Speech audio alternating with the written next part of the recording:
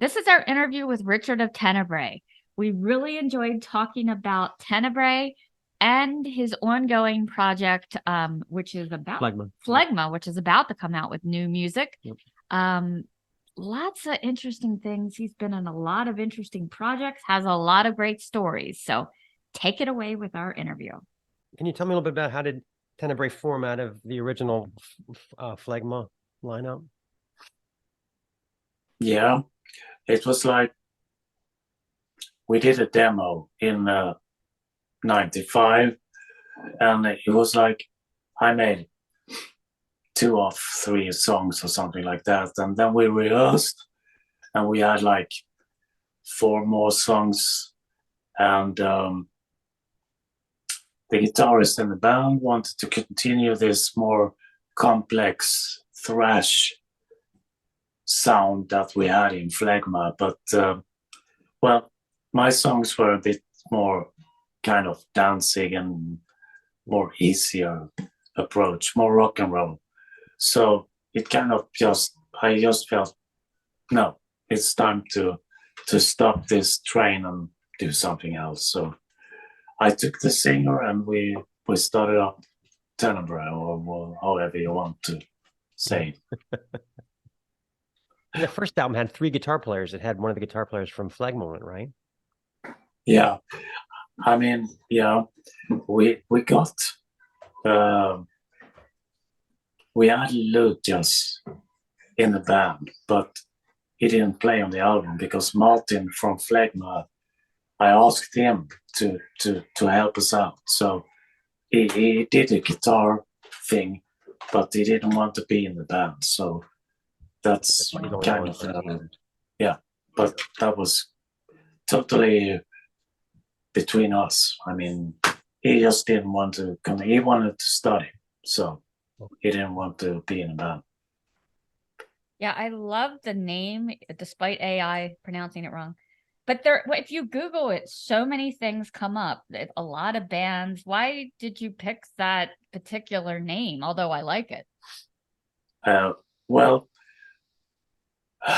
I really don't know, but I have a book. First of all, I'm half Italian, so I know some Italian, and I have a book on black magic and stuff like that. So there's a chapter called the Lords of the Darkness or something like that, and darkness is Tenebre in Italian. So yeah, I just thought that would be okay name for a band playing dark music. So that's it. Well, that makes sense. I didn't know the Italian connection. The song "No Wrong" is an interesting choice on the 13 album. It's a Charles Manson song. Yeah. How did you choose that one? And then who are the backup? The soul, what is it? Sob Sisters? Sob Sister, yeah. I think it was the singer who had some sort of bootleg album with the Charles Manson, and suddenly we were having a party and drinking, and the record was on, and it was like I just told the singer we could do something of this. It's like it could be a Tenebre song, no problem.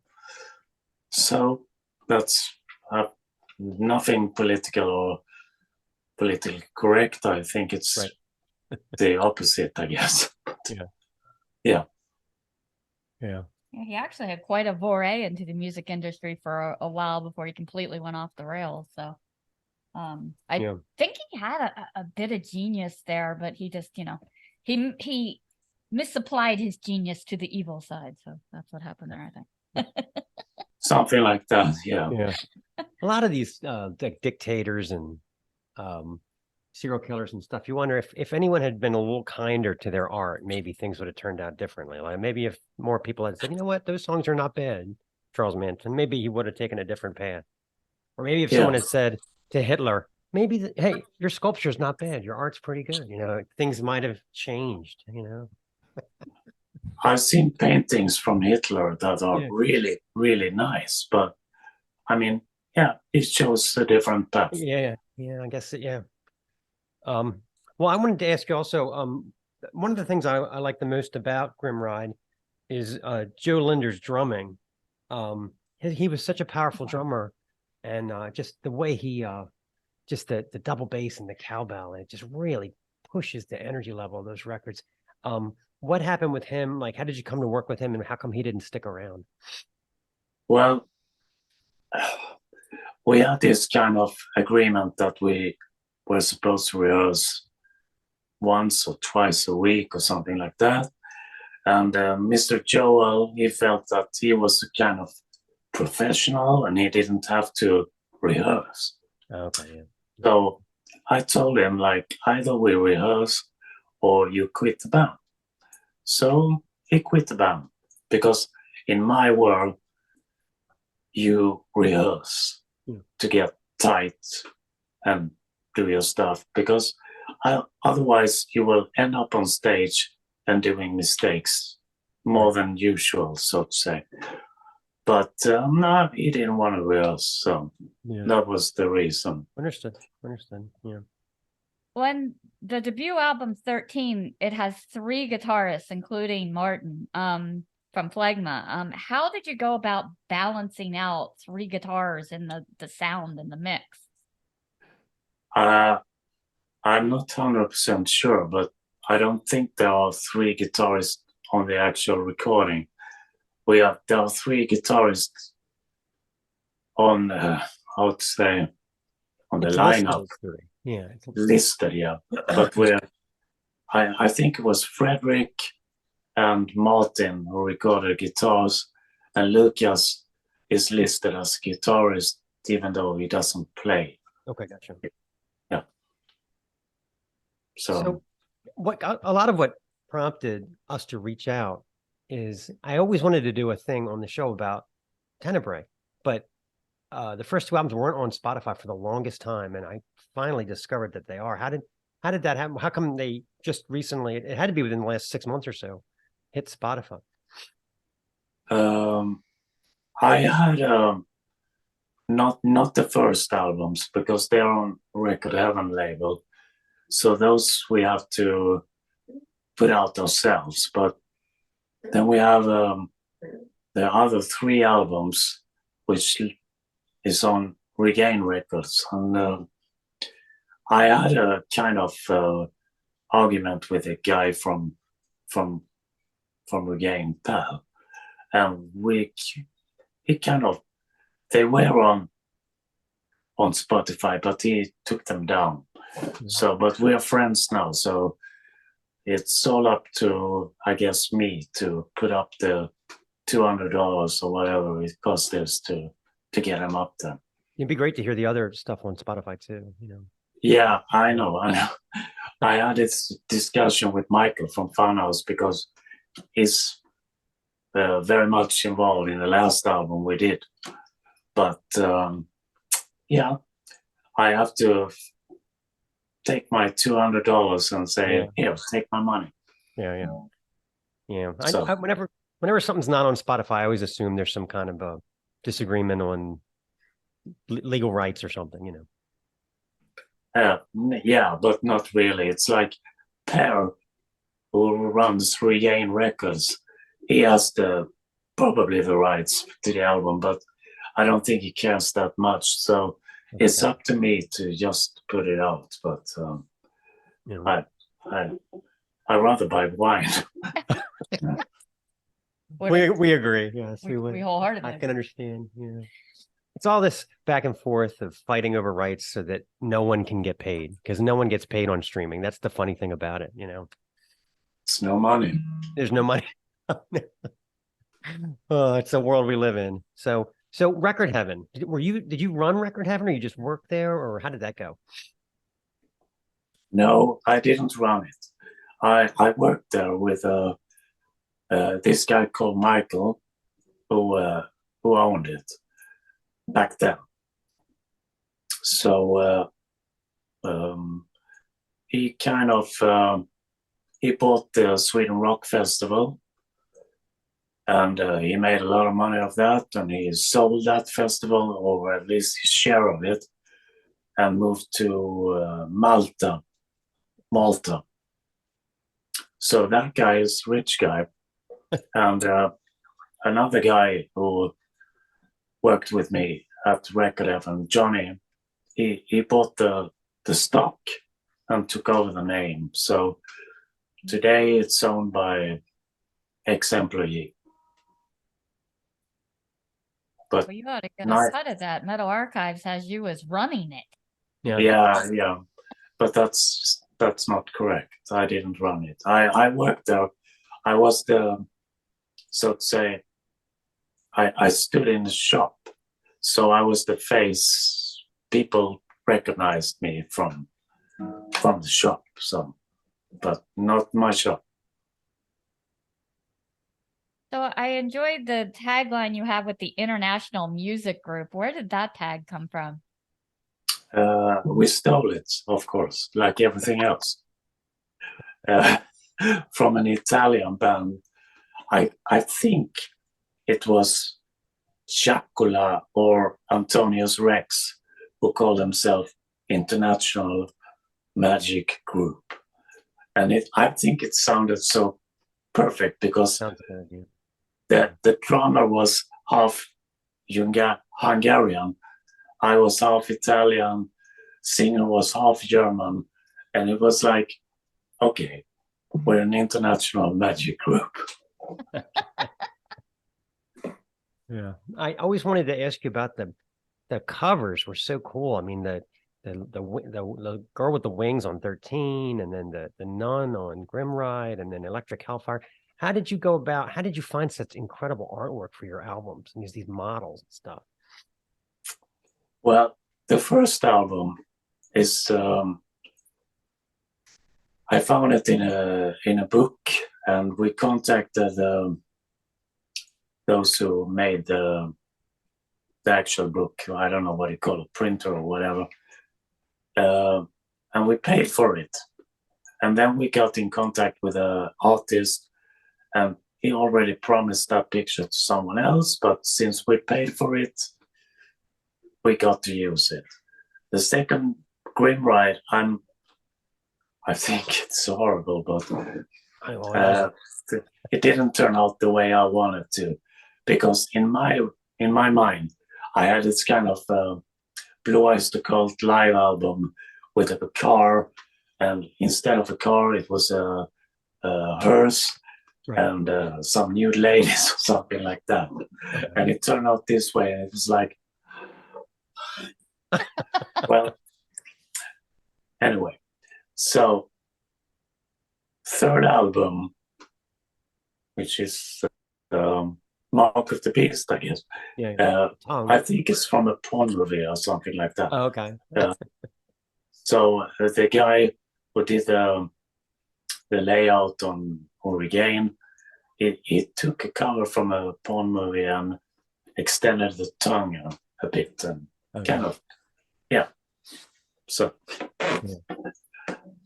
Whether you liked it or not, he loves it. In fact, he was trying to see if he could buy it online for our wall. Yeah, I've always wanted to get a print of one of your album covers, like whether it's Grimride or the first one or Electric Hellfire or whatever, because they're just such cool artwork. You know? I think I have a poster from Heart's Blood, but it's not the cover. It's kind of a painting from a French tattoo artist. We did a poster for it. Gotcha. I mean, did you have like posters made for like the albums that were out like on the record stores and stuff that they all sold, or what? We have a poster for 13. Okay, 13. Not Grimride. There's a poster for Mark of the Beast.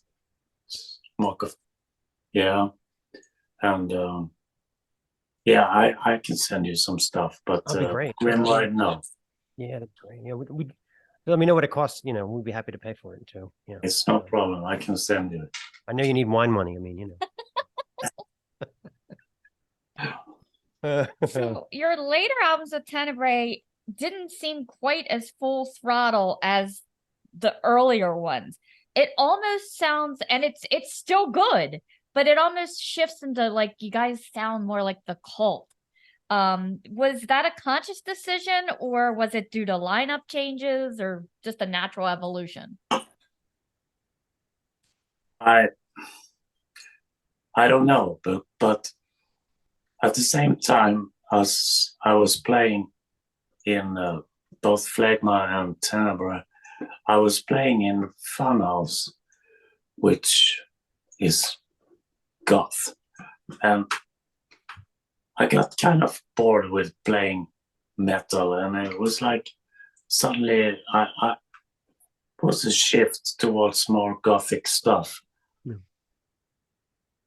And I know Kalle, the singer, didn't like it, so he kind of quit.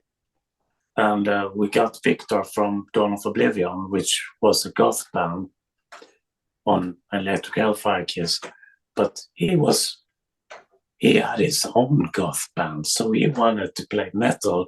So it was like that record, and then it was like, no.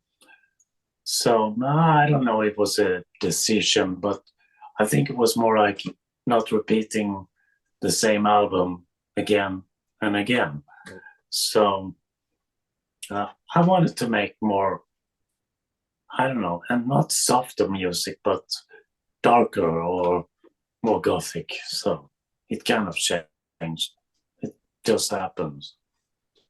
What was it like to work with was it Steve Silvestro and Tombolo Voodoo Master from Death SS? How did that go? That was a really strange experience. They came to my hometown, Malmö, and we picked them up, and they stayed in a hotel.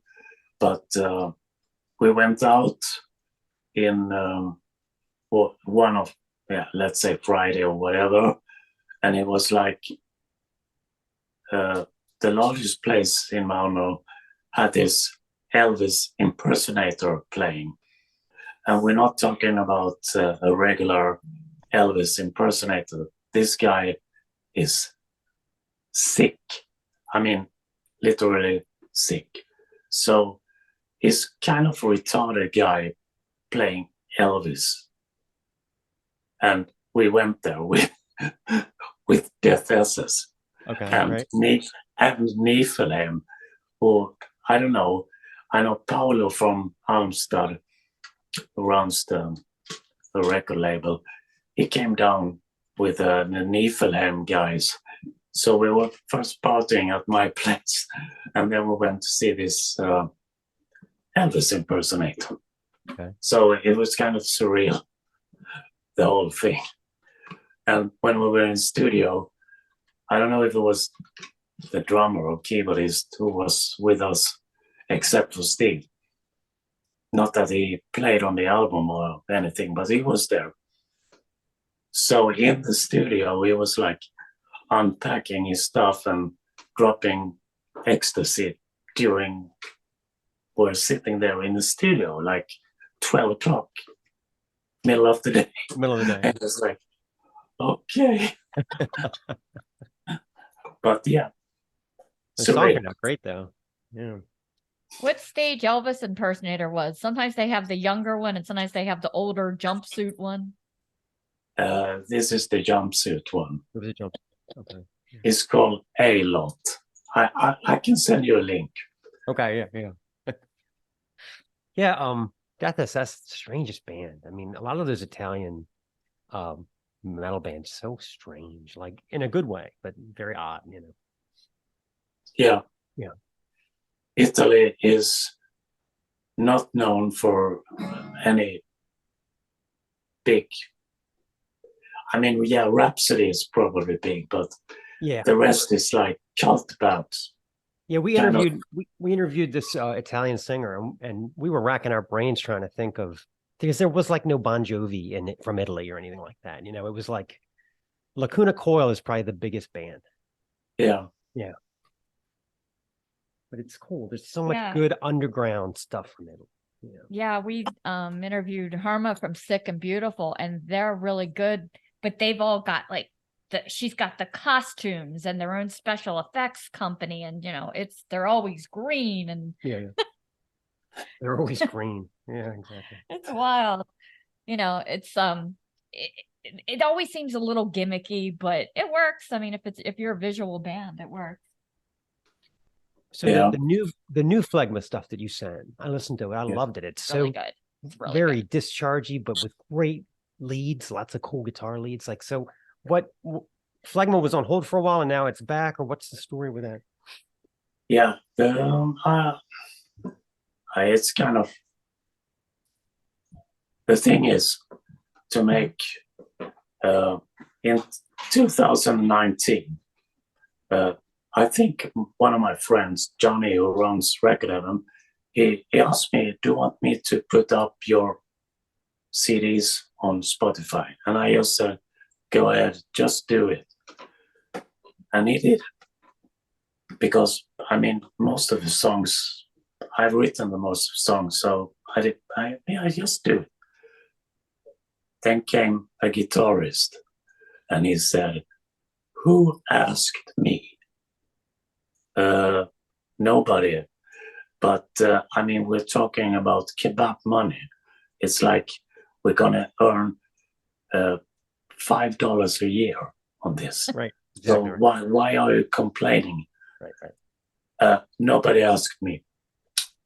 So there was a big discussion, and he pulled down the record, and I have to phone the old drummer and singer and whatever, and speak to them and say, this guy is completely insane. Right. So we started to talk, and we kind of started to rehearse, and then one thing led to another, and suddenly we were playing again. That's cool. So the Spotify thing kind of turned into a good thing, kind of. Yeah. Yeah. It's kind of bizarre because his stupid action made us kind of get together again. Yeah. Because you came together for that live recording in 2022, so I'm sure maybe that is the catalyst that kind of pushed it, like, this is still a good thing. Yeah, we started with the intention of making an album and one gig. So because the singer was, how to say, he was kind of into just doing one gig and one album. So we did the gig in Malmo, and now he's not the I mean, he's put down the tracks for the songs, but he's not interested in doing any more gigs. But we'll see what happens. Yeah, it's some really good stuff you have there. I think it's like a continuation of what we did before, and what I did with the Wolf's Blood is like, it's discharge, it's kind of Venom. It's simple songs, but yeah. Yeah, the difference, I think, is those ripping solos, because the guitar works great. Yeah, really good. It's Lucas, the guitarist on the first listed on the first Tenebre album that didn't play, but he plays on Grim Ride.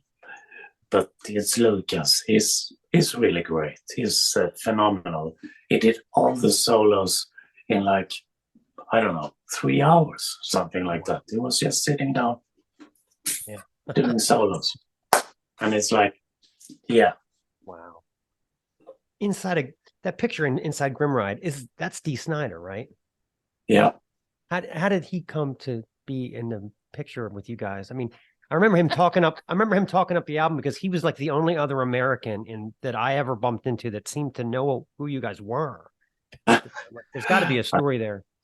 Yeah, there's a story, but he played in Sweden with call him SMF or something like that.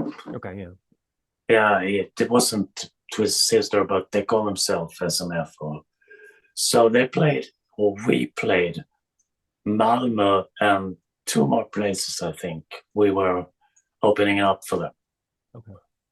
So we met and we took a picture. Yeah. He's a really, really nice guy. Yeah, he really liked you guys. Yeah, I remember because he went on a blog or something and talked about how great you guys were. Yeah. Seriously. Yeah. Yeah, I guess with all like the ins and outs, Metal Archives is so confused about they have Tenebre listed as status unknown. Yeah. So is the band still a thing, or is it broken up, or what's the status of Tenebre? No, we're not active, because when we did the last album, we got a gig. I remember we got the Wave Gothic Treff. I don't know if you know about that, because it's in Europe, but it's the largest Gothic meeting in Europe once a year in Germany. So we got the gig, but I had to cancel it because my then wife, she was kind of so, I don't, what's the word? Jealous or something. So I couldn't go by myself and the band. She was supposed to come with us. Right. And the other members were like, what are you talking about? So I just canceled it. And then, no, nothing. So since 2005, there is no Tenebre. That reminds me of Lemmy's book. In Lemmy's book, he talks about they took Tank on the road in like 1981. And he just says so casually, he says, and I knew it was going to be a disaster because they brought their wives with them. And the wives always ruin everything. He was so smart. He knew everything. Yeah. Yeah. So that reminds me of that a little bit. Yeah. I don't mind if someone's girlfriend comes along in a separate car, right, or whatever. That doesn't affect anything, but you don't bring your girlfriends in the bus. Right. Right. And he says, like, because as soon as they get you away, they're whispering in your ear, you know, the rest of them would be nothing without you. It just creates problems. You should be getting more credit. You know, that sort of thing. Again, Lemmy, that's why Lemmy's our Lord and Savior, right? He knows it all, you know. I wanted to ask you about the band Funhouse. What's your involvement with them? I saw you played with some albums with them, I believe. Yeah. Yeah, I played with Funhouse from 95 to 98, I think. And we made an album in 96, and then me and Michael kind of fell out, you know, really bad things. But I mean, yeah, some years later we collaborate again. So I mean, I'm not that kind of person that kind of gets stuck in a one way thing. Yeah. Michael and me were really, really bad, but I think time changes things, so it worked out. So he helped me with Heart's Blood, and then now 2019, when Michael started up Funhouse again, I said, yeah, it's okay, I can play bass, no problem. So we made a new album, which will be out either, it's already done, but Michael is always tweaking something, so maybe this year or next year, I don't know. Yeah. That's funny. I used to work with these women that had been angry at each other, hadn't spoken for 12 years, and they came to work every day. And I just remember thinking, I couldn't do it. I couldn't stay angry every day like It's a lot of that. wasted energy. It's just exhausting. Yeah, exactly. And I mean, I had good reasons to be mad at Michael. Right. And yeah, fine, but 7 years later, so who gives a fuck? Exactly. Who cares, right? I know. Let it go. You've played both guitar and bass. Do you have a favorite? I mean, a favorite guitarist or bass player? I mean, do you prefer doing one or the Yeah, other? do you like doing bass or guitar better? Yeah, I don't know. I think I have my, I think I have a special way of playing bass, which is more special than me playing guitar because I'm not that good at playing guitar, but playing bass is probably the thing I'm better at. So You have a favorite bass guitar that you have that is you would reach for more than others? yeah, I used to say, the standard one. I like Gene Simmons and whatever, but nah, I don't know. I like the groove.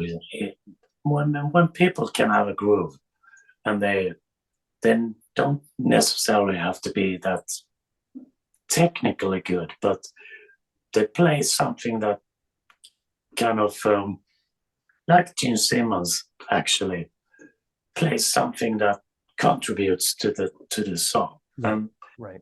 I think that's better than playing technical. That's awesome. All right, so we play a little game on our show. It's called 5 Random Questions with Stace. That's me. Yeah. So I have 100 questions in front of me, but you're going to pick 5 numbers, which will correspond to 5 questions you will answer. Okay. All right. So I'm just picking a number between 1 and 100. Yeah, 5 numbers. 5 numbers. Yeah. 5. Okay. 17.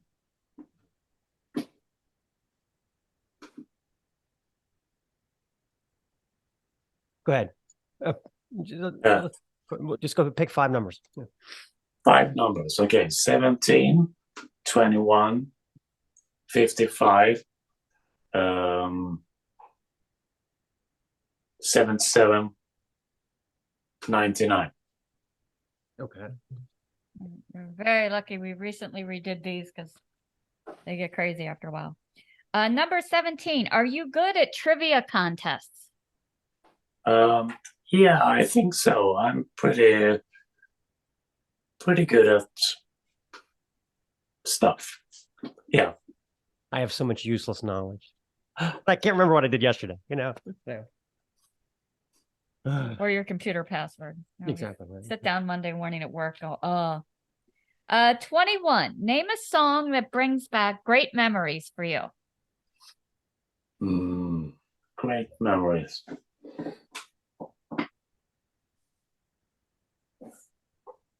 It has to be a Kiss song, I guess. So I say Detroit Rock City. Oh, that's a good one, yeah. Oh, I love that. Oh, yeah. Yeah. I always thought they got a little resurgence. I don't know if you watched the Netflix series with the superheroes. Why am I drawing a blank? Oh, the boys? No. No. No. The Umbrella Academy. Oh yeah. They have this great fight scene to I Was Made for Loving You. I was dying. Yeah. You never thought of being a fight scene, but it is. Yeah. That's right. That's it. Yeah. All right. Back to your questions. Number 55. Name a person you would love to see in the audience at your show.